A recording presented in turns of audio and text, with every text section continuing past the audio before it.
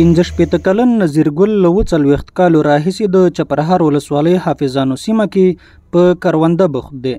دی وایي بل کار روزګار یې نشته او د کورنۍ 15 غړي د ځمکې حاصل ته په تمه وي، خو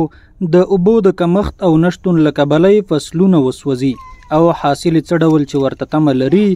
نشي ترلاسه کولی. دغه د زمیندارۍ کاروبار کوو او چې هر وخت زمونږ فصل یو ثمرې ته یو دغه ته ورسیږي، دلته د اوبو ډېر سخت نشتم دی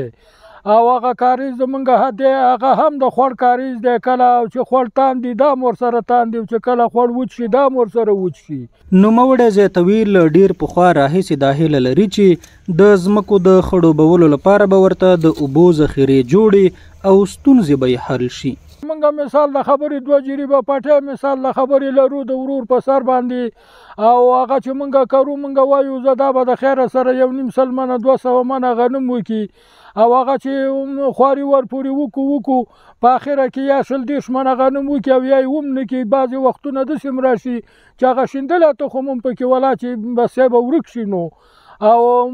وچ شي او راغلو په دې کې چې دغه هیلهمندي منګه لرو چې که موږ ته دغه د اوبو ستونزه د لوړ مقامات حل کړي او د ګیرخیلو تنګي کې موږ ته یو ډیم ساس کې ډیمه یا د ولسوالۍ کې پر کروندو بوخت نور بزګران هم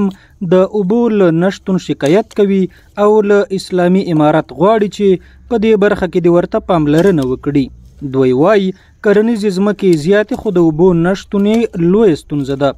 ځکه خو د چک ډیمونو، سربندونو او کانالونو د جوړېدو غوښتنه کوي. د اوبو سخت مشکل سره مخ یو. په یو وخت کې حتی د سیلاو په دغه کې دومره سیلاونه راشي چې زمونږ پولې پټي هر څه وړي او یو وخت کې دومره د اوبه نه وي. اوس زمونږ دا بوټي سوځېدلي، فصلونه هم سوځېدلي دي، فصل هم نه کېږي، دغه هر څه هم سوځېدلي دي، بوټي جوار هر څه د منځه لاړ. په اخره کې چارواکو نه مې دا خواهش دی چې زمونږ دغه غږ واوري او موږ ته دغلته په دې په چراګام کې یو د اوبو ډیم جوړ کړي او د اوبو مهار شي. حکومت لوړو مقاماتو څخه غواړو چې دغه ګیرخیلو دغه کې موږ ته ډیم جوړ شي،